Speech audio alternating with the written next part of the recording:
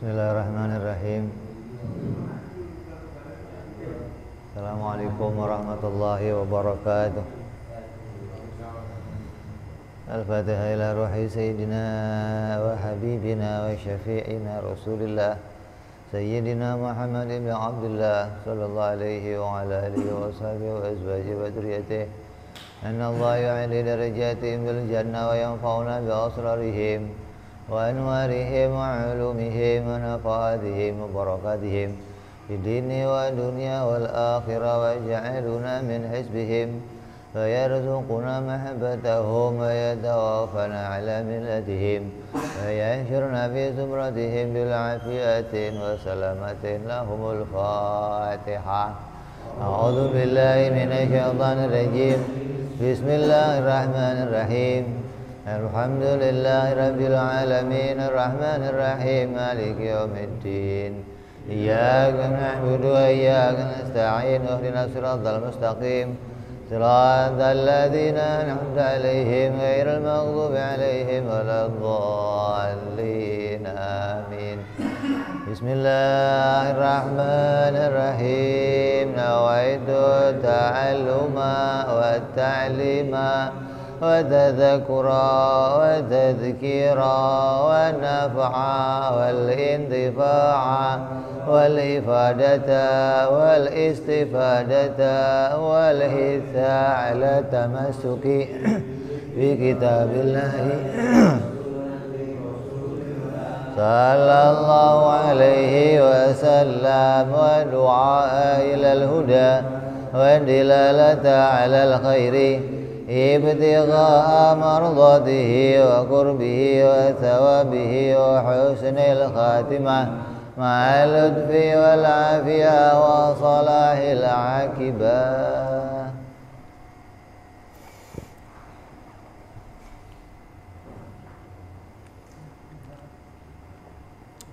Bismillahirrahmanirrahim. Alhamdulillahirabbil alamin. Wabihi nasta'inu ala umurid dunya waddin. Wassalatu wassalamu ala rasulillah Sayyidina wa habibina wa syafi'ina wa maulana Muhammadin sallallahu alaihi wa ala alihi wa sahbihi ajma'in. Amma ba'du. Qala musanniful kitab Hadratu Syekh rahimahullah wa ghafara lahu wa liwalidayhi wa nafa'ana bihi fid dharain. Allahumma aftah qulubana futuhal arifin wa bihikmatika wansur alaina birahmatika ya arhamar rahimin. Ila anqal. Sampai apa kita?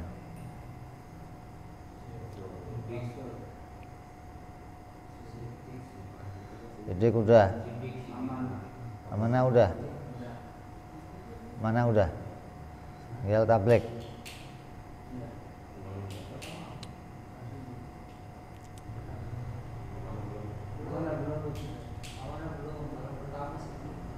Oh, baru sidik.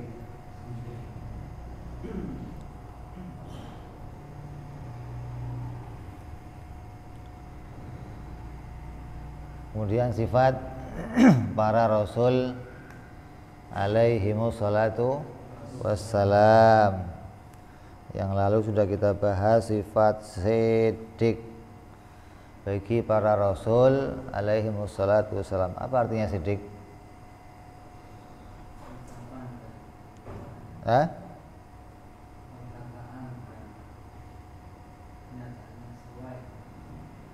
Ucapan yang sesuai dengan kenyataan, namanya apa? Siddiq. Kalau bohong,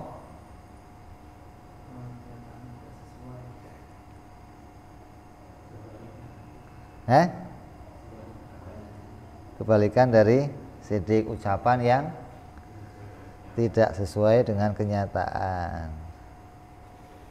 Jadi kita harus sesuai menurut Ahlus Sunnah wal Jamaah. Kalau menurut Mu'tazilah apa? Benar itu sesuai dengan ucapan, sesuai dengan hati. Ini beda ini maknanya harus jelas, kalau enggak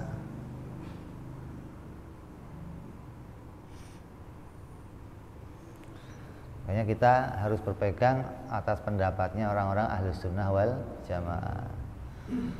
Kemudian yang kedua kita akan bahas lagi yaitu sifat amanah. Artinya amanah adalah artinya amanah itu kalau dalam bahasa artinya dapat dipercaya atau orang yang terpercaya, itu namanya amanah.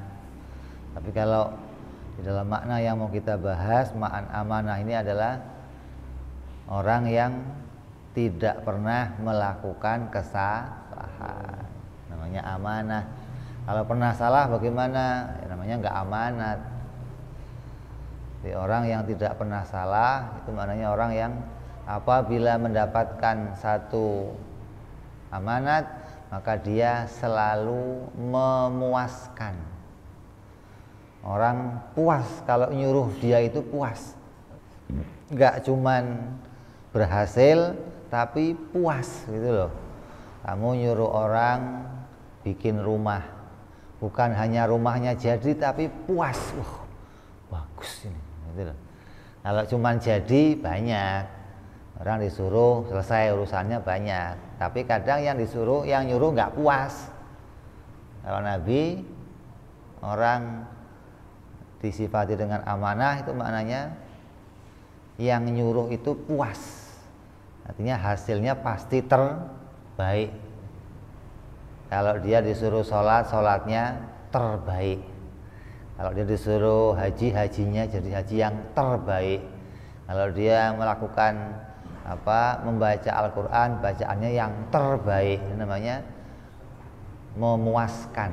Tidak pernah orang itu kecewa atas apa yang diperintahkan kepadanya.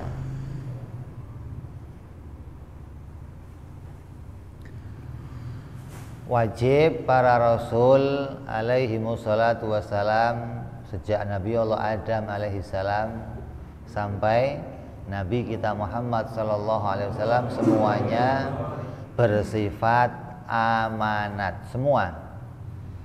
Jangan dipilih-pilih. Bahasa lainnya orang yang tidak pernah melakukan kesalahan ini dinamai maksum. Bukan Kiai Maksum, bukan. Namanya maksum, orang yang terjaga. Artinya Allah menjaga mereka dari melakukan kesalahan. Bahasa lainnya itu kalau mau berbuat salah nggak bisa gitu loh. Jadi Nabi itu nggak bisa bikin salah. Kenapa? Karena Nabi itu akan menjadi contoh untuk umat, contoh untuk seluruh manusia.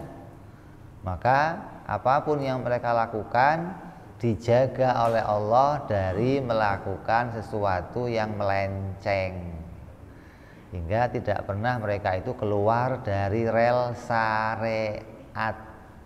Ini harus kita pedomani nih, hingga tidak ada nabi yang kemudian disifati dengan sifat khianat atau melakukan satu kesalahan, baik itu bentuknya kesalahan yang makruh maupun yang haram. Makruh aja enggak, apalagi haram. Jadi pekerjaannya para nabi itu tidak keluar dari wajib dan sunnah. Jadi seputar itu yang dikerjakan nabi sehari-hari hanya wajib dan sunnah, bolak-balik wajib sunnah, wajib sunnah. Kita pun demikian. Kita ini dalam 24 jam itu tidak terlepas dari 5 macam hukum: wajib, sunnah, haram, makruh, dan mubah. 5 ini terus berlaku pada kita. Kalau kita selesai mengerjakan yang wajib, maka kita akan mencari yang lainnya apa? Bisa wajib lagi, bisa sunnah. Setelah yang sunnah, bisa sunnah lagi, bisa kembali ke wajib. Kalau tidak kita lakukan itu, maka kita akan terkena 3 yang lainnya. Bisa mubah, bisa makruh, bisa haram. Jadi kita setiap waktu bisa memperhatikan keadaan diri kita.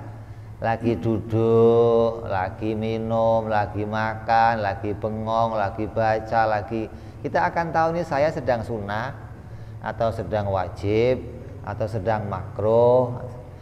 Kalau sudah tahu kedudukannya keluar dari sunnah dan wajib, ya segera pindah, cari yang baik.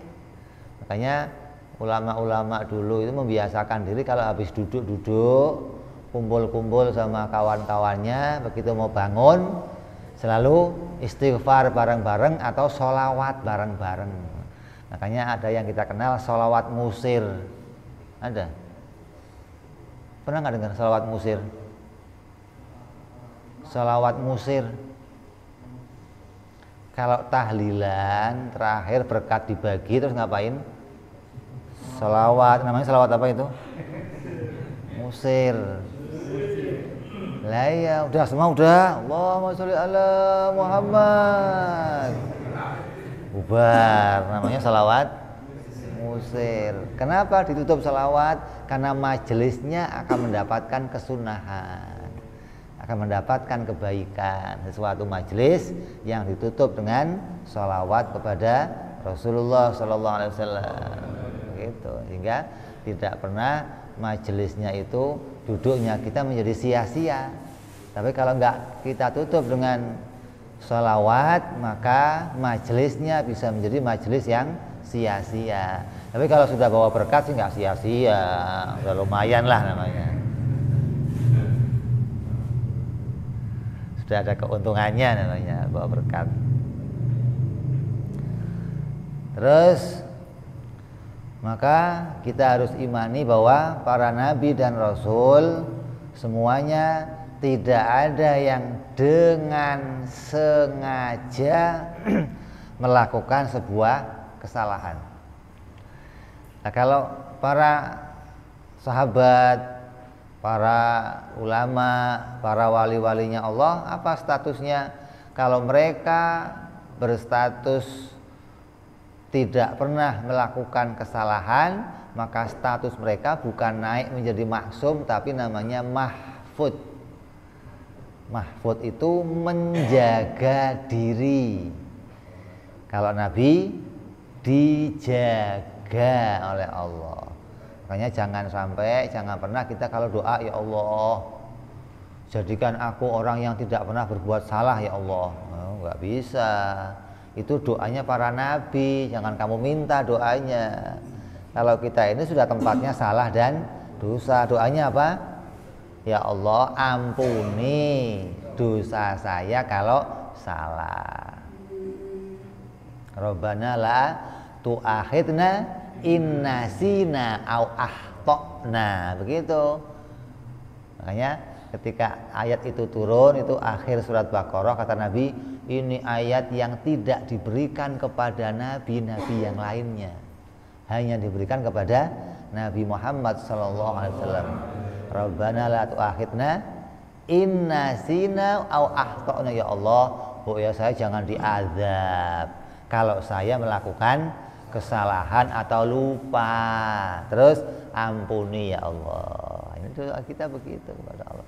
Kalau para nabi, mereka orang yang dijaga oleh Allah dari melakukan sebuah kesalahan, hingga tidak tersentuh mereka dalam hal-hal yang keluar dari perkara-perkara yang melanggar syariat.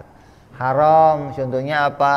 Memakan makanan yang tidak dihalalkan, makan babi, makan apa? Anjing. Oh, kalau ada ulama mengatakan anjing halal, di Quran nggak ada, adanya cuman babi. Di Solo laku banget itu. Ada apa itu? Rica-rica. Nah, ukurannya apa? Di Quran nggak ada kalimat anjing, adanya babi. Makanya kalau urusan itu ulama sudah bersepakat, keharuman itu bisa ditulis dari arah, diharamkan dari arah jenisnya. Seperti apa? Jenis hewan yang bertaring.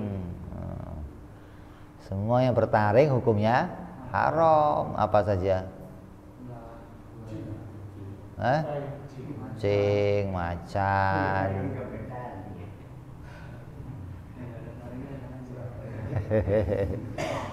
Nah, kalau taringnya copot gimana?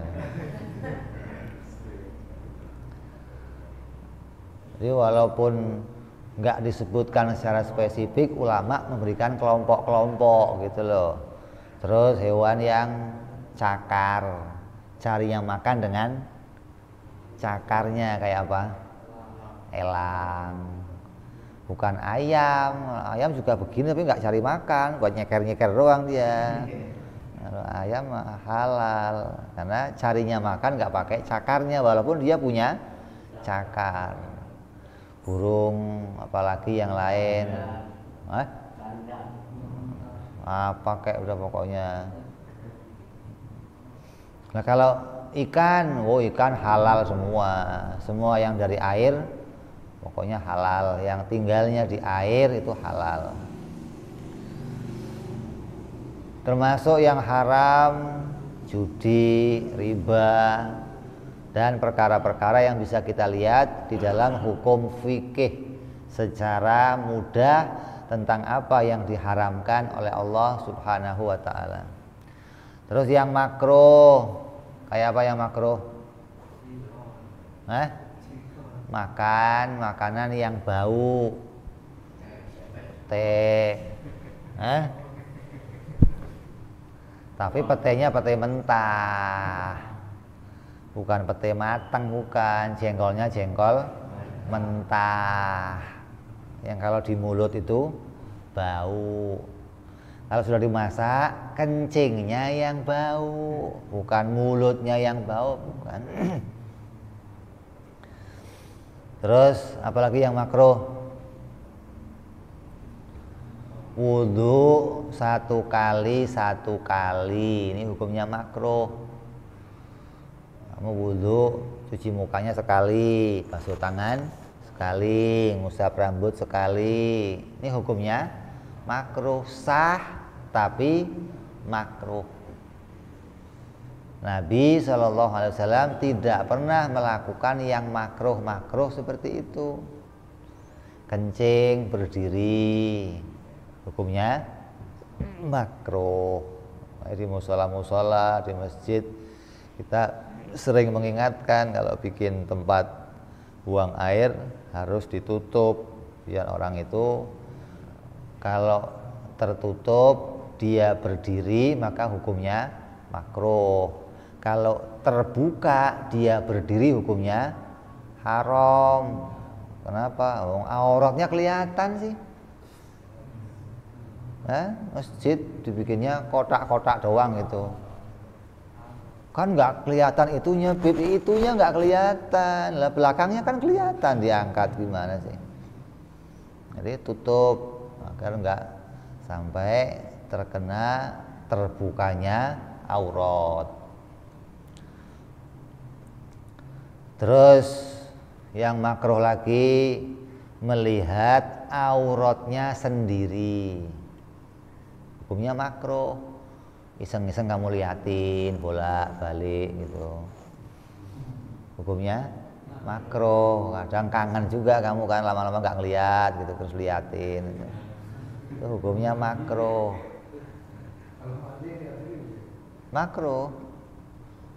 Kalau ngelihat hukumnya makruh. Kalau nggak ada kepentingan. Beda kalau ada kepentingan kayak apa? Mau dicukur atau diobatin sakit. Nah, ini perlu dilihat. Kalau nyukur nggak ngelihat, bahaya.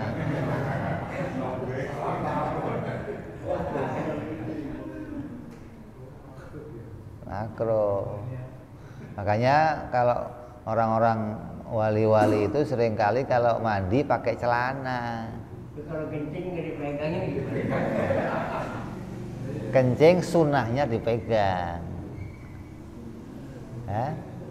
Sunahnya dipegang. Kalau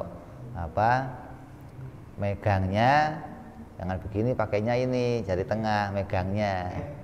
Nanti kalau selesai kencing mau dibersihkan, pakainya ini kelingking. Jadi jari yang lembut ini.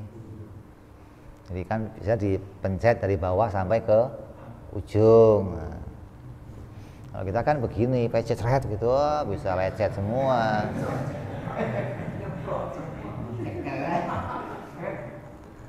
Jadi sunahnya dipegang, walaupun enteng tetap dipegang. Nggak menang-menang enteng nggak dipegang, gitu.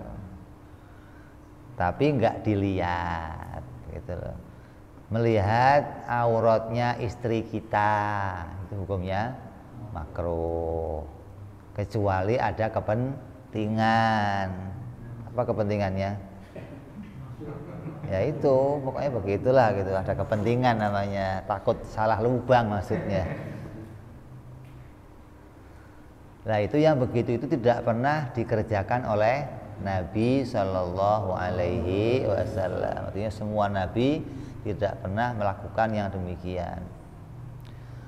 Andai ada berita yang mengatakan Nabi pernah melakukan itu semua, maka ketika Nabi melakukan itu adalah untuk menjelaskan hukum. Beda dengan kita ini. Kalau Nabi yang melakukan itu, maka fungsinya atau faedahnya, hikmahnya untuk menjelaskan hukum. Nabi pernah wudhu sekali-sekali. Kenapa kok wudhu sekali-sekali? Karena air yang ada cuma tinggal segelas. Maka kalau air tinggal segelas, wudhu 3 kali, ya cuma kena muka doang. Maka Nabi wudhunya sekali-sekali karena airnya tinggal segelas. Hukumnya apa kalau wudhu sekali-sekali? Kalau ada air yang banyak, hukumnya makruh, gitu loh. Kerannya nyala, kamu wudhunya sekali hukumnya makruh. Kecuali kamu sholat, tengah-tengah sholat kamu batal, kamu harus wudhu, maka kamu bersegera wudhunya, kembali lagi untuk ikut berjamaah, maka boleh sekali-sekali. Karena mengejar apa? Kembali berjamaah. Sekarang karena ada, saya pernah lihat orang segelas airnya, jadi dia ambil kuncirin sedikit, pakai wudhu aja, cuma usap-usap aja. Kira-kira itu mau batal maksud? Itu memang harus begitu. Kalau airnya hanya segelas, gitu loh. Makanya kalau air hanya segelas, seperti yang contohkan Nabi ambil tuang sedikit, diusapkan. Nabi tuang sedikit, tangannya diusapkan, terus tuang lagi dikit, diusapkan. Memang caranya begitu. Artinya kita ada cara yang nanti harus dipelajari dalam ilmu fikih. Tuang, biasanya dituang. Nah, jadi dialirkan begini, tuang lagi, dialirkan. Wajahnya tuang dikit, dialirkan. Jadi ada yang mengalir, ada yang diusap, seperti rambut itu diusap. Kalau wajah dialirkan, tangan dialirkan, seperti kaki dialirkan, nanti sedikit sambil digosok. Tapi kalau airnya banyak, wudhunya sekali-sekali, hukumnya makruh, nggak boleh. Nah, sama kayak kita. Kalau kita pun keadaannya sama seperti Nabi yang airnya cuma 1 gelas, maka ya sekali-sekali wudhunya. Jangan, adanya air yang buat minum, yang buat wudhu cuma tinggal segelas, udah yang buat minum pakai semua buat wudhu, malah haram. Kenapa? Karena menjaga hidup kamu lebih penting dari menjaga wudhu kamu. Karena kalau nggak ada air gimana? Bisa tayamum. Tapi kalau nggak ada minum, bisa tayamum. Hah? Kan nggak bisa tayamum untuk minum. Tapi kalau wudhu bisa diganti dengan tayamum. Maka dipentingkan untuk menjaga kehidupan lebih penting gitu loh. Simpen airnya ini untuk minum. Yang untuk wudhu mana? Nggak ada. Ya sudah, kita pakai tayamum. Jangan terus dipakai air yang untuk minum. Terus kalau Nabi melakukan wudhu sekali-sekali itu untuk menjelaskan hukum. Apa fungsinya? Kalau Nabi tidak menjelaskan, Nabi tidak pernah mempraktekkan wudhu yang sekali-sekali, maka nanti dikira wudhu yang sekali itu nggak sah. Wudhunya harus 3 kali. Padahal 3 kali hukumnya apa? Sunnah. Wajibnya sekali. Yang kedua, yang ketiga hukumnya sunnah. Maka Nabi menyenangi sunnah hingga Nabi tidak pernah melakukan yang makruh dengan sengaja. Artinya airnya banyak tapi sengaja wudhunya cuman sekali, nggak pernah. Terus kencing sambil berdiri, Nabi pernah melakukannya cuma sekali. Kenapa? Keadaannya tidak memungkinkan untuk jongkok. Jadi ketika keadaannya tidak punya kemungkinan untuk jongkok, maka dia berdiri. Ini sebagaimana yang dipraktekkan. Nah, kalau kita sama, kalau kita punya keadaan di mana kita nggak mungkin jongkok, maka ya kita wajib berdiri. Ada sahabat yang kalau wudhu selalu berdiri, kalau apa kencing selalu berdiri. Tanya kenapa? Kalau jongkok takut nyiprat. Nanti kena ke celananya, kena ke bajunya, kena. Makanya ada tata cara kencing agar tidak sampai kecipratan, bahkan kena kaki pun tidak. Usahakan itu kencingnya nggak sampai kena kaki kita, apalagi kena baju, kena sampai rusak semua. Gimana ya? Naik ke atas, dinaikkan ke atas, ada tempat yang turun ke bawah untuk kencing, hingga sampai tetes terakhir pun nggak kena ke kaki kita tetesannya. Kalau kita kan nggak, kadang ngompol segala, kaki dikencingin segala, yang penting gampang disiram. Oh, nggak boleh. Jadi jangan sampai kena kaki kita, nih upayanya. Hingga kencing pun kadang ada orang-orang dewasa yang mengatakan kencing kayak anak kecil begitu. Kenapa? Masih basah semua kena air kencingnya. Tandanya belum bisa rapih dalam mengatur bagaimana caranya kencing yang baik. Nah, praktek yang dikerjakan Nabi sekali itu menjelaskan hukum. Apa? Kalau Nabi tidak pernah praktek kencing berdiri, maka dikira kencing berdiri hukumnya haram.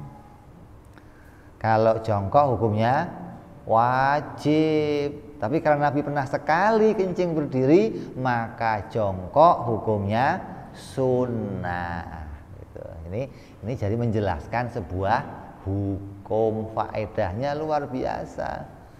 Kita jadi tahu bahwa statusnya orang yang kencing berdiri itu hukumnya makruh. Wudhu sekali-sekali hukumnya makruh. Melihat aurat hukumnya makruh. Ini status ini kita ketahui dari apa yang menjadi prakteknya para nabi ketika melakukan itu semua. Jadi fungsinya bukan sengaja melakukan itu, tapi untuk menjelaskan hukum. Tidak pernah melakukan yang haram, tidak pernah melakukan yang makruh. Nah, apabila kita mendengar berita-berita tentang keadaan para nabi-nabi yang kita dengar pernah melakukan kesalahan, ini kesalahannya harus kita bereskan. Jangan sampai di hati kita menyimpan keyakinan ada nabi yang melakukan kesalahan yang bentuknya sampai kepada haram atau sampai kepada makruh. Nggak ada. Sejak Nabi Adam alaihissalam sampai Nabi kita Muhammad sallallahu alaihi wasallam tidak ada. Dan Nabi Adam diberitakan punya salah. Kalau mau disebut salah, salahnya kecil gitu. Yang tidak sampai meningkat kepada makruh ataupun kepada haram. Begitupun kepada nabi-nabi yang lainnya. Kalaupun mau dikatakan mereka salah, maka yang paling bagus kita katakan sebagaimana tuntunannya para ulama-ulama sufi. Apa kata mereka? Salahnya para nabi itu bagaikan hitungannya seperti hasanatul abror, sayyiatul muqarrab. Hasanatul abror itu kebaikannya orang-orang yang kayak kita, itu sayyiatul muqarrab. Kalau dihadapkan sama orang-orang alim, maka jadi kelihatan salah. Kita sholat, kita baca Quran, baca Fatihah dalam sholat. Kalau bacaan sholat kita, bacaan Fatihah kita, gerakan kita dibandingkan dihadapkan sama sholatnya Imam Syafi'i, bagaimana? Baik enggak? Sama enggak? Bagus mana? Bagus mana? Nah itu begitu gitu loh. Jadi gambarannya begitulah. Sebaliknya, kesalahannya Imam Syafi'i dibandingkan kita jadi baik gitu loh. Kata Imam Syafi'i, cara yang begitu tuh salah. Tapi kalau kita yang praktek, jadinya nggak salah, bener. Imam Syafi'i biasa semalam tahajudnya 100 rakaat. Suatu hari dia tahajud cuma 2 rakaat. Istighfar kepada Allah, ya Allah minta ampun ya Allah, malam ini cuma bisa 2 rakaat. Kalau kita kan kebalik, malam ini kok bisa 2 rakaat, syukurnya alhamdulillah bisa tahajud ya Allah. Bukan istighfar gitu loh.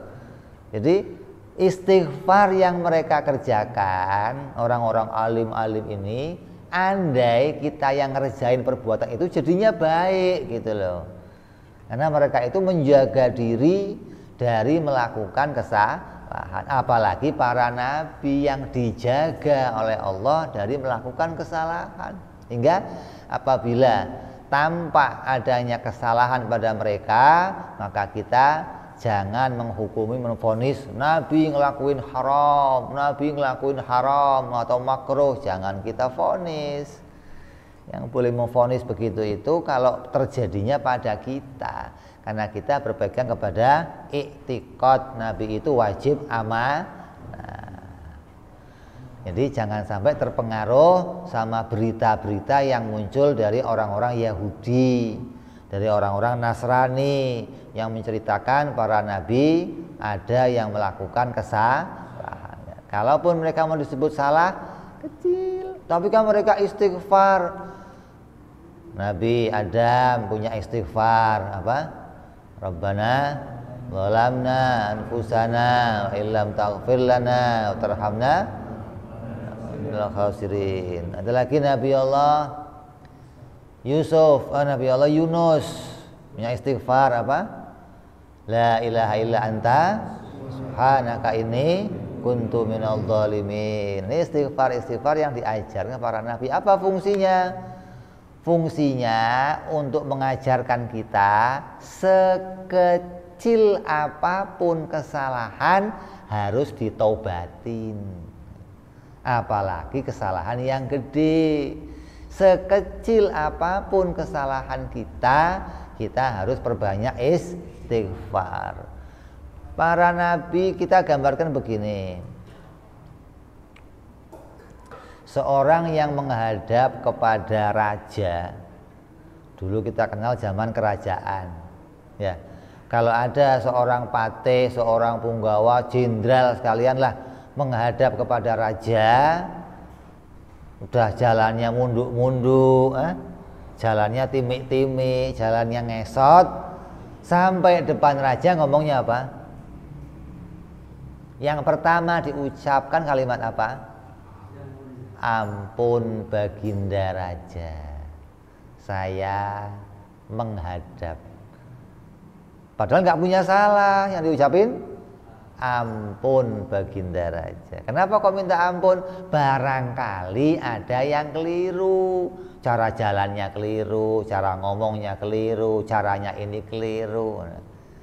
Ini sikapnya harus demikian. Jadi istighfar yang dipraktekkan Nabi, jangan kamu putuskan, Nabi aja salah tuh istighfar. Enggak begitu. Kalaupun dikatakan salah, salahnya kecil kalau dikatakan salah. Dan kita pakai istilah hasanatul abror sayyiatul muqarrab. Jadi istighfarnya Nabi jangan disamakan sama istighfar kita. Kenapa? Istighfar kita itu ingin membebaskan diri kita dari azabnya Allah.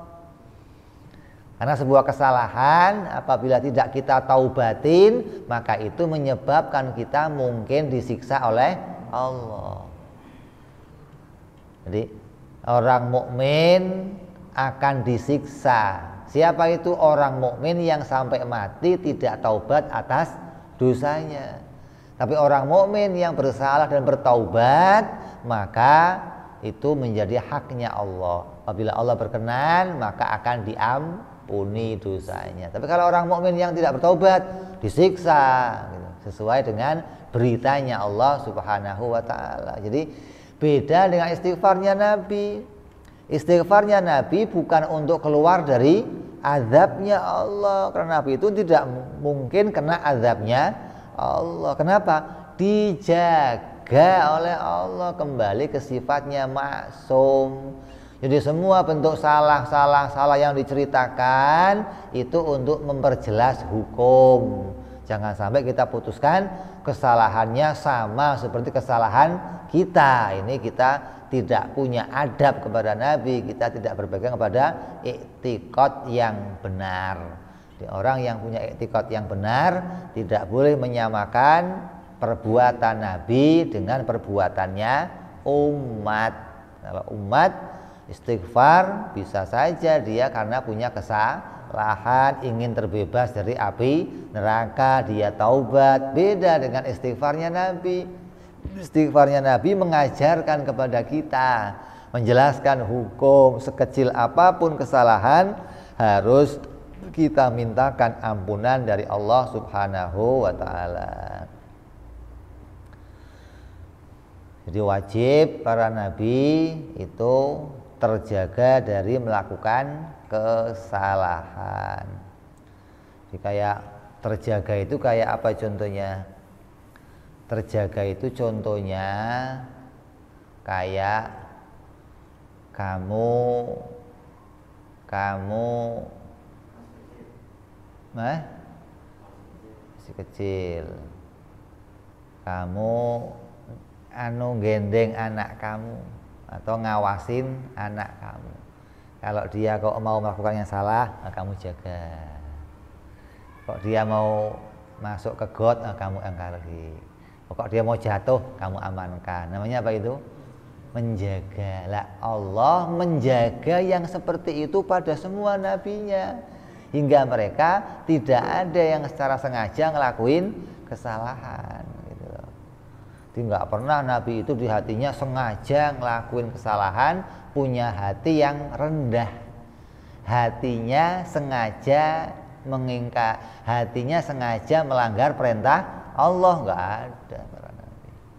Hingga Nabi Adam yang makan buah khuldi pun tidak demikian, tidak terus mau menjauh dari perintahnya Allah, mau menjauh dari rahmatnya Allah, tidak.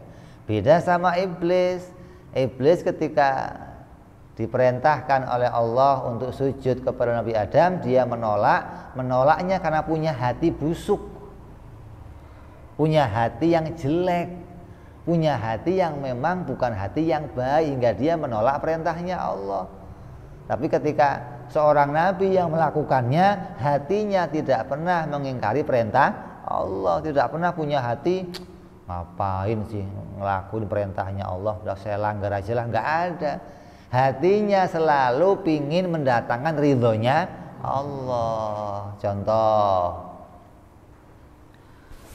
Nabi Allah Yunus yang meninggalkan kaumnya, yang ketika dia berdakwah kemudian kaumnya tidak menerima dakwahnya Nabi Yunus, kemudian Nabi Yunus keluar dari kaumnya, keluar dari desa itu, mencari tempat lain untuk dia berdakwah. Kalau itu terjadi sama kiai, nggak salah. Ada kiai ngajar di sini, setiap ngajar nggak ada yang hadir, asal ngajar keluar diomongin sama orang, caci maki, dijelek-jelekin, maka kiainya cari masjid lain buat ngajar. Bener nggak kiainya? Apa salah? Bener gitu. Karena tujuannya tetap dia cari masjid lain, dia cari majelis lain untuk menyampaikan ilmunya, bukan kesalahan gitu loh. Nah, ketika terjadinya pada Nabi bagaimana? Maka dianggap sebagai satu kesalahan, karena Nabi melakukan apapun harus sesuai perintahnya Allah Subhanahu wa ta'ala. Ketika mau dikatakan salah, salahnya kecil. Tujuannya meninggalkan bukan untuk meninggalkan perintahnya Allah, gitu loh. Tujuan meninggalkannya di sana nggak mau, saya mau cari yang mau. Kalau iblis meninggalkan perintah Allah, dasarnya busuk hatinya. Memang dia nggak mau ngerjain perintahnya Allah. Ini beda dengan keadaan yang terjadi pada para nabi. Jadi semua para nabi ketika nampak berbuat salah, hatinya tidak pernah punya hati yang mengingkari perintah Allah. Justru tujuannya mereka itu punya inisiatif untuk apa? Untuk tetap mendatangkan ridhonya Allah Subhanahu wa ta'ala. Begitu loh. Contoh pada zaman Nabi SAW, ketika ada tawanan perang perang Badar, Nabi punya tawanan perang, terus diusulkan, ini gimana nih, tawanan perang diapain, dibunuh atau dikembalikan dan kita minta tebusan? Milih mana? Milih mana? Sahabat ditanyain, yang ditanya Sayyidina Umar, gimana Umar? Bunuh ya Rasul. Repot-repot aja begitu, bunuh semua ya Rasul.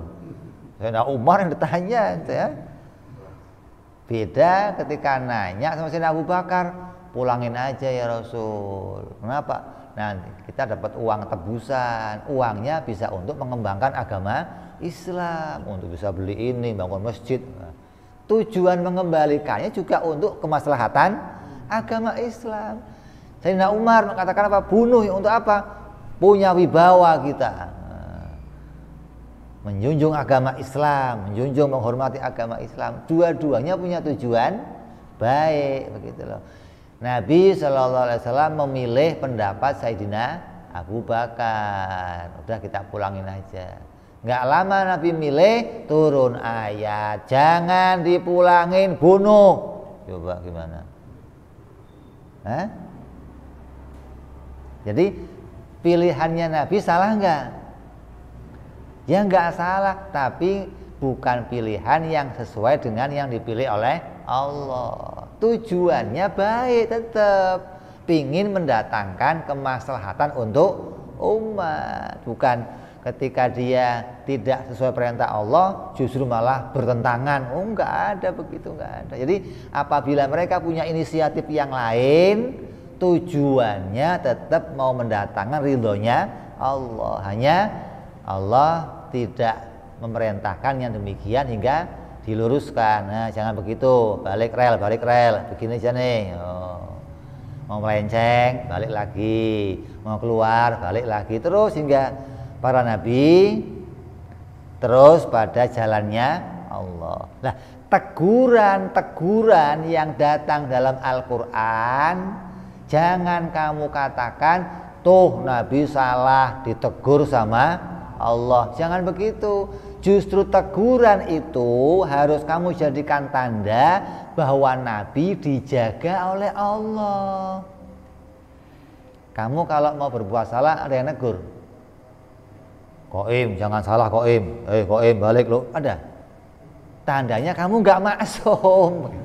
Kalau kamu maksum, kamu ditegur langsung. Qaim, awas, jangan ngerokok. Qaim. Ini diingatkan langsung gitu loh. Tapi kita nggak ada begitu. Tandanya apa? Kita bukan orang yang maksum. Jadi kita harus menjaga diri kita sendiri.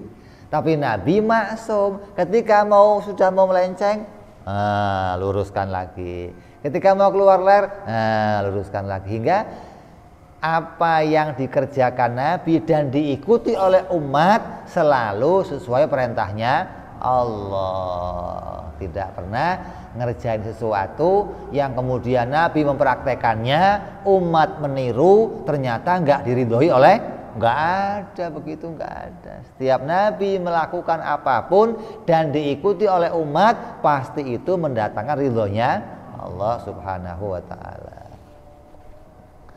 Terus lawannya yaitu mustahil Nabi cacat. Artinya mustahil Nabi itu sengaja melakukan maksiat yang di hatinya ada kebusukan untuk menghindari perintahnya Allah, menghindari menjauh dari ridhonya, enggak ada.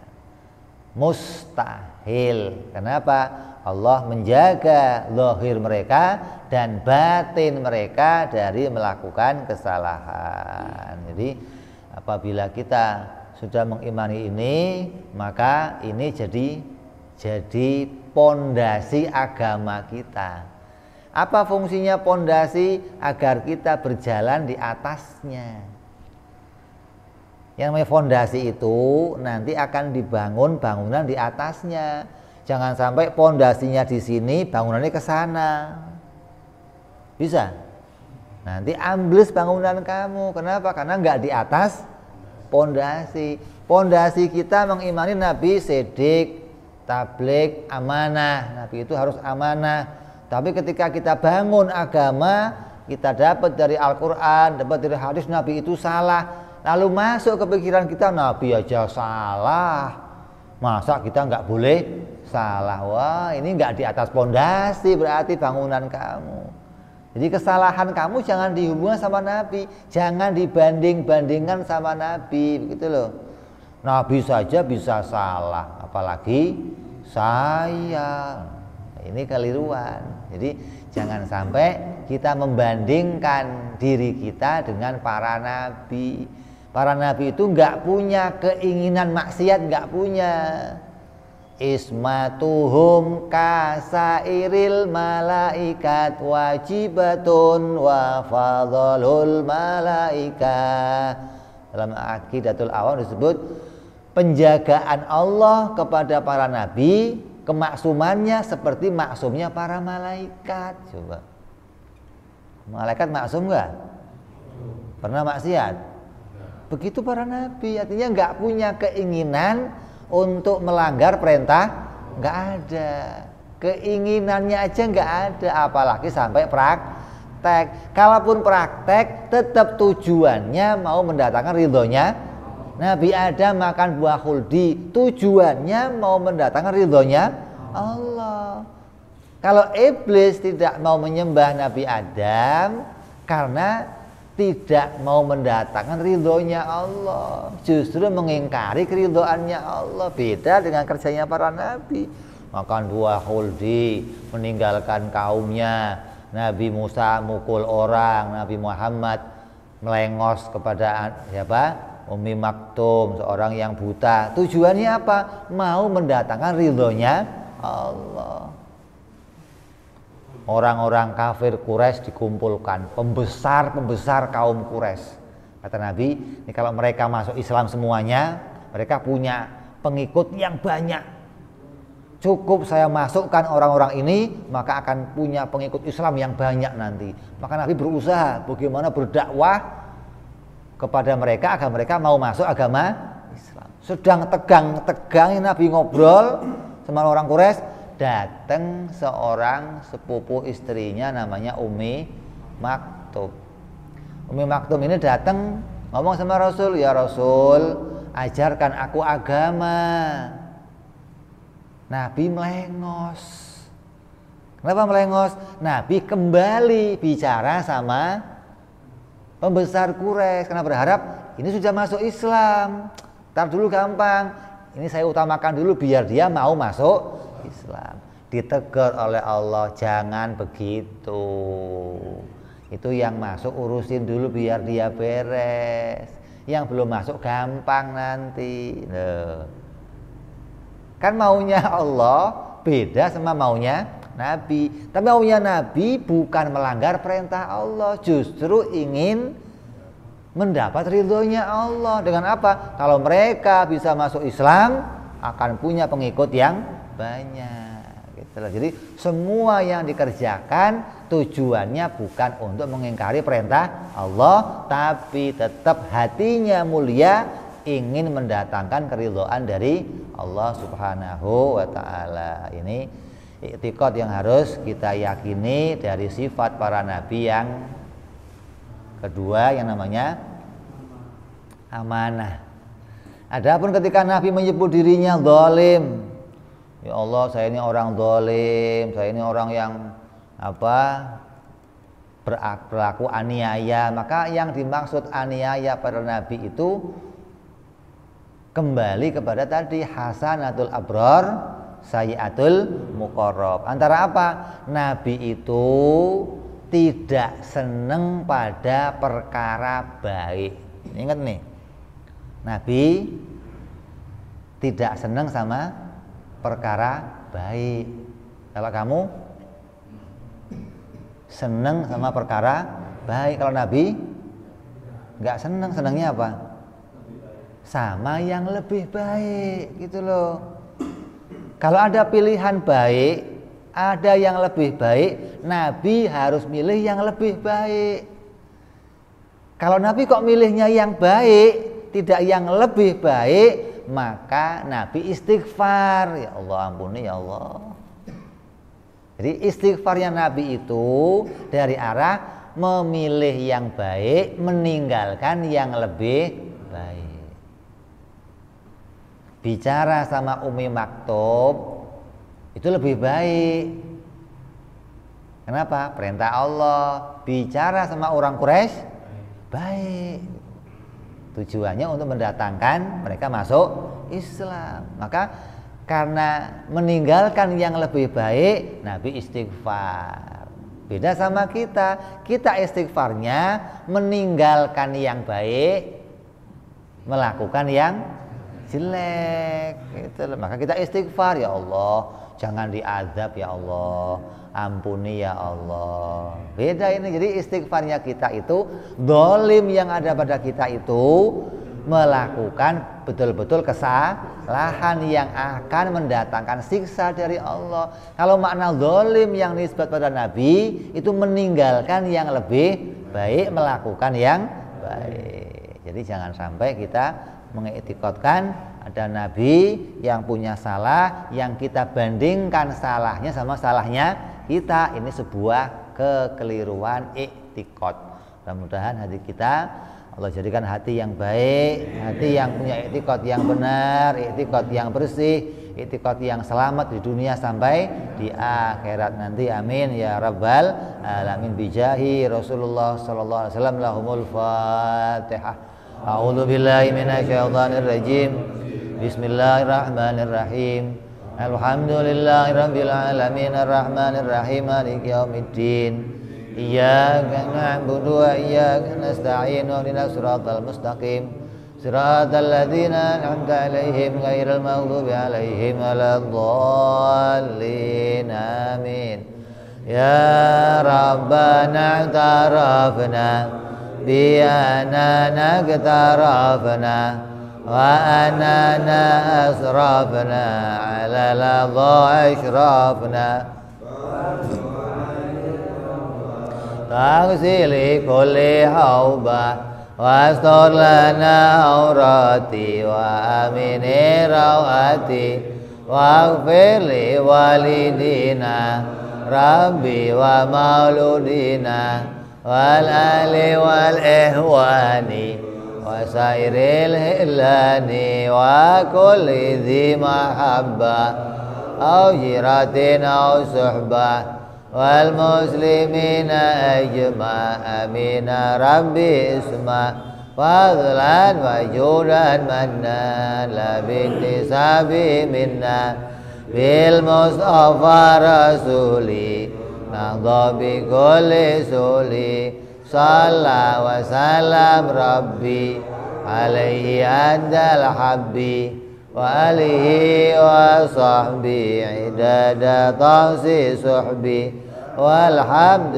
للإله في البدء والتناهي سبحان ربك رب العزة عما يصفون سلام على المرسلين والحمد لله رب العالمين. Assalamualaikum warahmatullahi wabarakatuh.